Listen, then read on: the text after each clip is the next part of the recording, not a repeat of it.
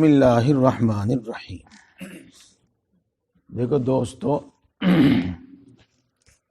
کل عصر کے بعد آپ نے کافی دیر تک ایک بات سنی۔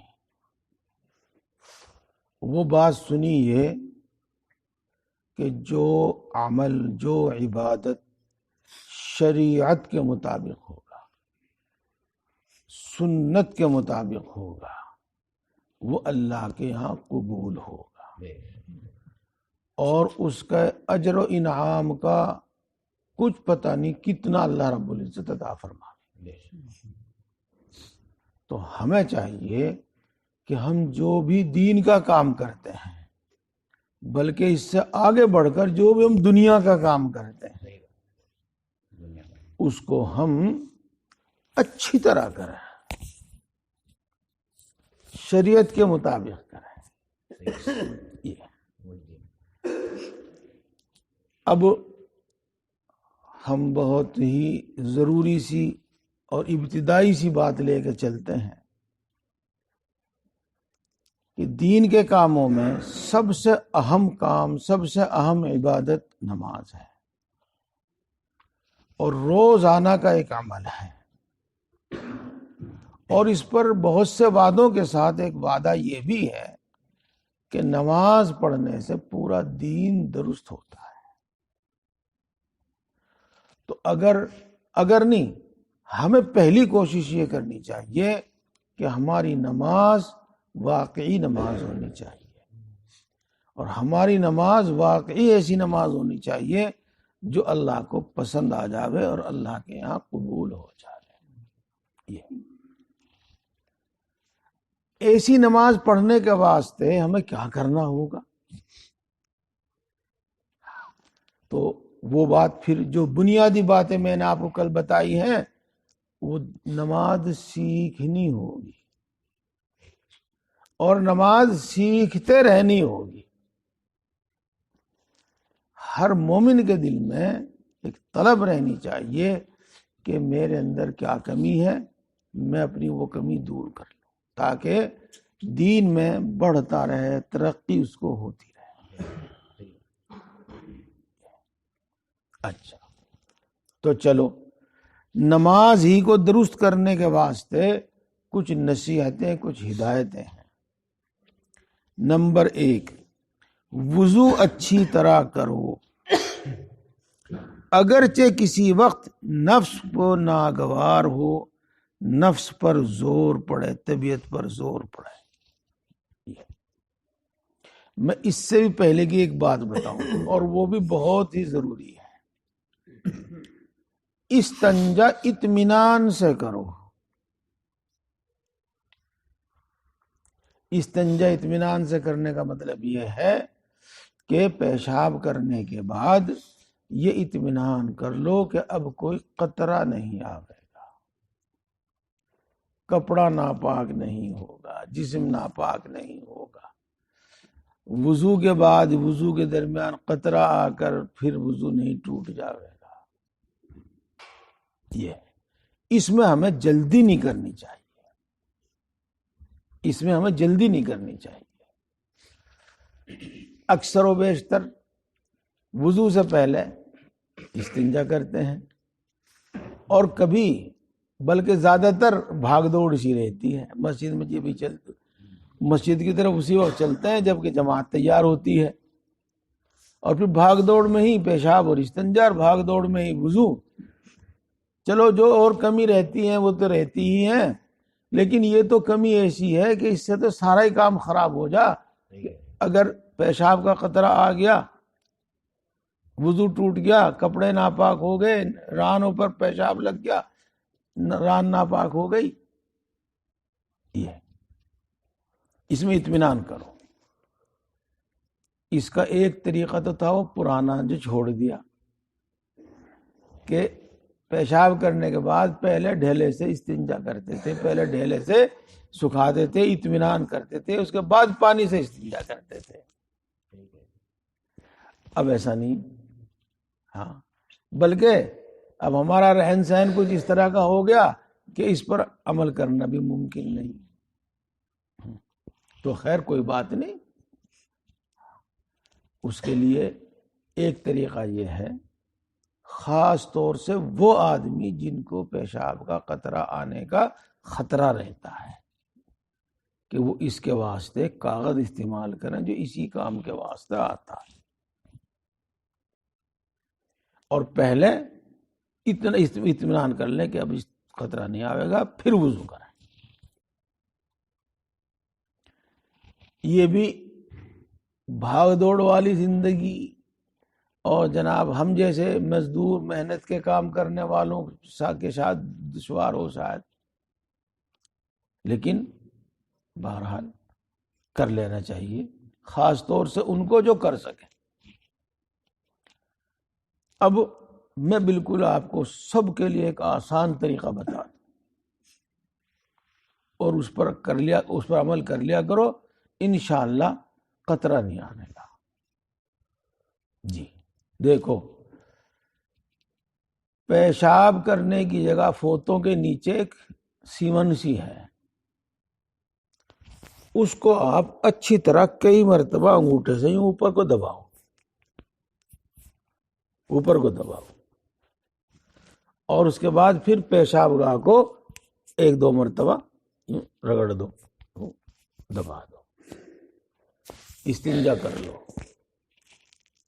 انشاءاللہ اس کے بعد قطرہ نہیں آئے گا۔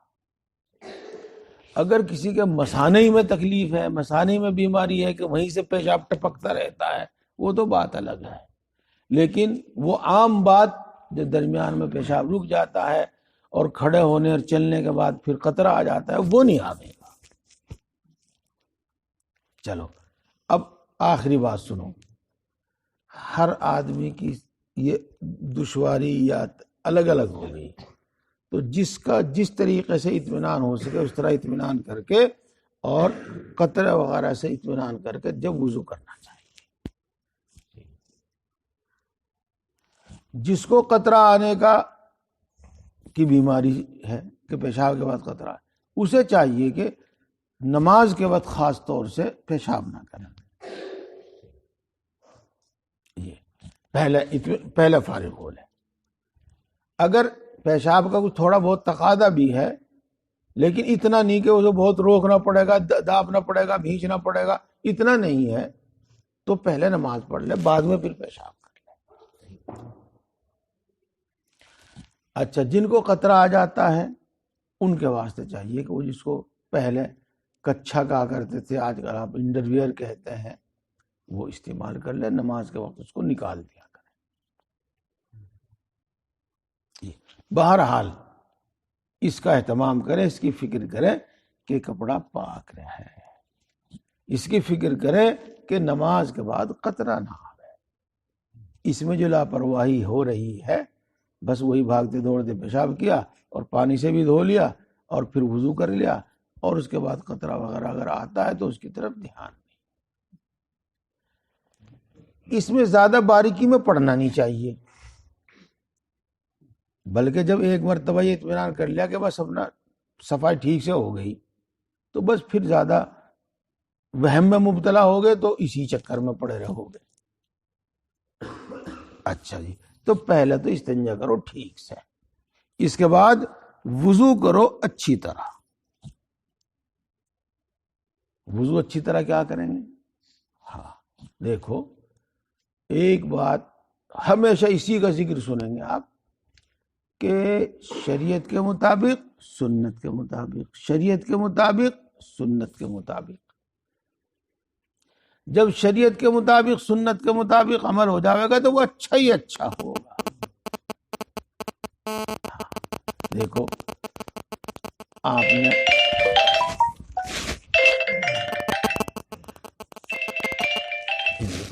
جو کچھ کیا کرے وہ منی نعیم صاحب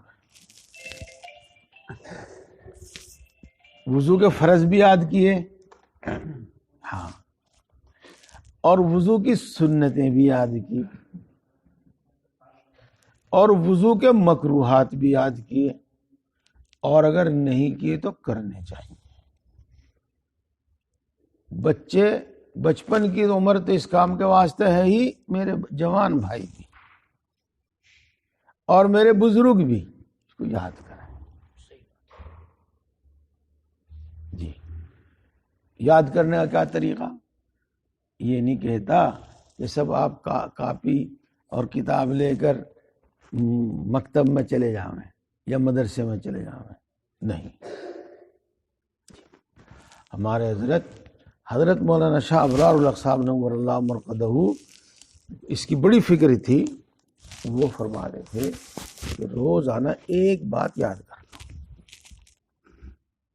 روزانہ ایک بات یاد کر لو، روزانہ ایک چیز یاد کر لو، اور اس سے آگے بڑھ کر اگر یاد بھی نہ کرو تو اس کا آپس میں مذاکرہ کرتے رہو کہ وہ اپنا آپ ہی ذہن میں بیٹھ جائے. مذاکرے کا مطلب ہے بار بار اس کو دہراتے رہو، بار بار اس کو لوٹاتے رہو، تو وہ خود ہی ذہن میں بیٹھ جائے. اور جب وہ ذہن میں بیٹھ جاوے اور معلوم ہو جاوے تو عمل شروع کر دو. اور جب وہ عمل میں آ جاوے گی تو پھر چاہے یاد بھی نہ رہے، چونکہ مقصود تو عمل ہے، اس کے مطابق ہونا شروع ہو جاوے گی. لیکن یاد رہنی چاہیے، اس کا فائدہ ملے گا. وضو کی 13 سنتیں یاد کر لو. اچھا وضو کے 4 فرض یاد کر لو، وضو کے 9 مکروہات یاد کر لو، 8 مستحبات یاد کر لو، اور ان پر عمل کرو، اس کے مطابق وضو کرو. انشاءاللہ وضو اچھا ہی اچھا یہ ہے. وضو اچھی طرح کرو یعنی سنتوں کا دھیان رکھو. دیکھو اس سے پہلے ایک بات بتاؤں، وہ دوسری بات اللہ رب العزت نے ہمارے واسطے دین میں اتنی آسانی رکھی جتنی ممکن تھی، اور اس کو کامل کرنے کا طریقہ بھی بتایا، کامل بالکل بہت اچھا کرنے کا طریقہ بھی بتایا. مثال کے طور پر پانی کم ہے، مثال کے طور پر بہت جلدی ہے، یہ کوئی اور عذر ہے. اگر ہم یہ 4 عضو یعنی کونیوں تک ہاتھ، چہرہ، سر پہ مسا اور دونوں پیر دھو لیں، ایک مرتبہ دھو لیں، وضو ہو جائے گا. وضو ہو جائے گا. یہاں تک کی تو آسانی. اور جب ہم اس کو اچھی طرح کریں تو ہر عضو 3 بار دھو، خوب مل کر دھو. ایک مرتبہ پانی ڈالنے کے بعد اس کو اچھی طرح ملو، تاکہ دوبارہ جب پانی ڈالیں تو سب جگہ آسانی سے پہنچ جائے. پہلے پانی ڈالا، پھر رگڑا، پھر دوبارہ سب جگہ اچھی طرح پہنچ گیا، اور تیسری مرتبہ پھر ڈال کے اس کو بالکل مکمل کر دیا، بالکل اطمینان ہو گیا کہ ہاں بھائی ٹھیک طریقے سے ہو جائے. یہ مطلب ہے اچھی طرح کرنے کا. مسواک کرو. یہ مسواک کے جو فائدے ہیں بہت سارے ہیں. مسواک نہ بھی ہو تو اس کا ایک بدلہ بھی ہے، بدل بھی ہے. وہ کیا ہے؟ ایک تو خوب رگڑ کے انگلی پھیرنا، خوب رگڑ کے انگلی پھیرنا، یہ بھی اس کا ایک بدل ہے. اور یہ بھی اس کا ایک بدل ہے، جیسے کہ یہ موٹا کپڑا ہے، اس موٹے کپڑے سے رگڑ لیا، یہ بھی اس کا ایک بدل ہے. جی ہاں. تو بہرحال سنتوں کو یاد کر کے ان کے مطابق وضو کرو، مستحبات کو یاد کر کے ان کے مطابق وضو کرو. جو اس میں مکروہ چیز ہے، ناپسندیدہ چیز ہے، ان سے بچو، بس وضو کامل ہو جائے گا. جی چھٹمل پور میں کون سے مولانا تھے؟ مولانا حضرت مولانا اسلم صاحب. انہوں نے اپنا واقعہ خود بتایا مجھے. مولانا اسلم صاحب تشریف لے گئے تھے ہردوئی مدرسے میں، حضرت کے یہاں، حضرت کی حیات میں، زندگی میں. جی تو وہاں پر 2 طرح سے نالی بنی ہوئی تھی. یعنی ایک تو سمجھو اس طرح سے کہ اس میں چہرہ قبلے کی طرف نہیں ہونے کا، اور وہیں پر نالی اس طرح بھی تھی کہ اس میں چہرہ قبلے کی طرف ہو جاتا تھا وضو کرنے کے وقت. تو مولانا وضو کر رہے تھے اور ادھر بیٹھے ہوئے تھے کہ چہرہ قبلے کی طرف نہیں ہو رہا تھا. حضرت مولانا شاہ ابرار صاحب نور اللہ مرقدہ وہیں سے گزر کے مسجد میں جا رہے تھے. پہلی بات تو یہ بتاؤں کہ اگر دین کی بات کوئی بتاوے روکے ٹوکے اس کا برا نہ مانو. یہ تو بہرحال حضرت کو معلوم تھا، حضرت ان کو پہچانتے تھے یا نہیں پہچانتے تھے، اس وقت تک ملاقات ہوئی تھی یا نہیں ملاقات ہوئی تھی، کوئی بات نہیں. لیکن حضرت نے فرمایا جب جگہ موجود ہے بآسانی ہم قبلے کی طرف منہ کر کے وضو کر سکتے ہیں تو قبلے کی طرف منہ کر کے وضو کیجیے. مولانا فرماتے ہیں میں فوراً اٹھا اور قبلے کی طرف بیٹھ کے میں نے قبلے کی طرف منہ کر کے میں نے وضو کیا. تو یہ چیزیں ہیں دوستو، وضو اچھی طرح کرنا جب تک ممکن ہو. میں پہلے بتا چکا ہوں کہ فرض ان کو ادا کرنا اور جہاں تک ممکن ہو سکے سنت مستحب پر عمل کرنا، یہ ہے طریقہ تھا. اگرچہ کسی وقت نفس پر ناگوار ہو. جی دیکھو آج کل ٹھنڈ شروع ہو گئی، بوڑھے آدمی ٹوپا اتارتے، رومال اتارتے ہوئے یا پگڑی اتارتے ہوئے دقت ہوتی ہے. آستین چڑھانی، موزہ اتارنا وغیرہ وغیرہ سب چیزوں میں دقت ہی ہوتی ہے. چاہے گرم پانی بھی ہو جب بھی آدمی کو دقت ہوتی ہے. یہ ہے. اسی طریقے سے اگر ٹھنڈا پانی ہے تو پھر تو دقت ہوتی ہے. بہرحال اس دقت اور اس دشواری کو برداشت کر لینا چاہیے. اس واسطے کہ دو باتیں سمجھیے. پہلی بات تو یہ کہ اللہ نے ان باتوں میں سے ہر بات پر انعام رکھا ہے، اور دوسرے کہ جب ہمارا وضو کامل ہو جاوے گا، اچھا ہو جاوے گا، جبھی تو نماز بھی کامل ہوگی. جب وضو ادھورا رہے گا تو نماز بھی ادھوری رہے گی. تو ایک تو اس سے نماز کا ثواب پورا ملے گا، اور دوسرے ان اعمال میں سے بھی ہر ایک کا ثواب ملے گا. جی وہ صحیح پوری حدیث مجھے اچھی طرح سے ذہن میں نہیں ہے، میں اس کا حاصل سے بتا دوں کہ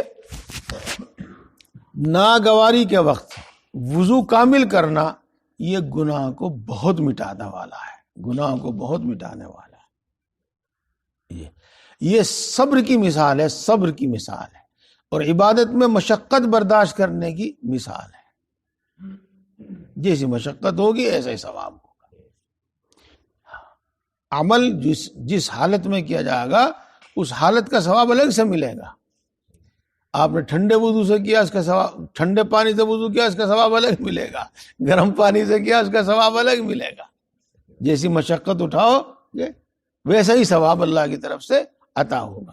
تو ایک تو خود ان اعمال کا اپنا ثواب ہے، اور دوسرے اس کی وجہ سے پھر نماز کامل ہوگی تو نماز کا ثواب ہوگا.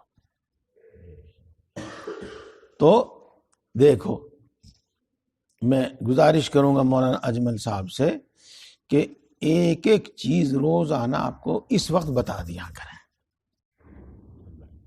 جی اور جو کتاب یہاں پڑھی جاتی ہے وہ پڑھتے رہیں، اس سے پڑھتے رہیں. لیکن 1 منٹ کا مدرسہ، ایک کتاب ہے جس کا نام ہے 1 منٹ کا مدرسہ، اس میں ایک ایک چیز روزانہ بتائی گئی ہے. پہلی بات تو یاد کرنا، اور یاد بھی نہیں تو مذاکرہ کرنا، بار بار اس کو سننا، بار بار پڑھنا تاکہ ذہن میں بیٹھ جاوے، پھر عمل میں آ جاوے، اور بس. ایک یہ تو بالکل. اب اگلی بات سنو، ہر وقت وضو سے رہنے کی کوشش کرو. جی جو آدمی رہ سکے باوضو رہے، کہ پاک رہنے کی حالت میں بہت اچھی حالت ہے، بہت اچھی بات ہے. تازہ وضو بہتر ہے اگرچہ پہلے سے وضو ہو.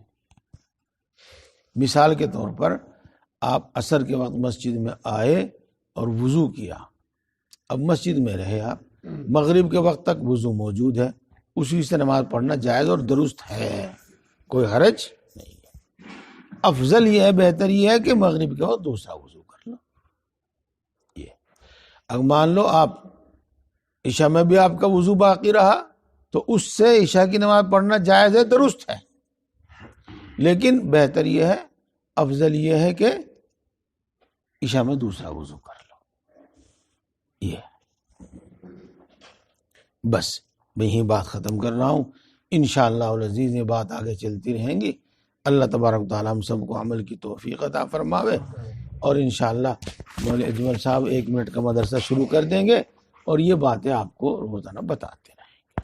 پھر ملاقات ہوگی، پھر دیکھیں گے کیا کام ہو رہا ہے، کس طرح ہو رہا ہے، اور کیا ہونا چاہیے، جو کمی ہے اس کے لیے پھر رہنمائی ہو جائے گی. اب جن جن کا وضو ہے اشراق پڑھ لیجیے گا.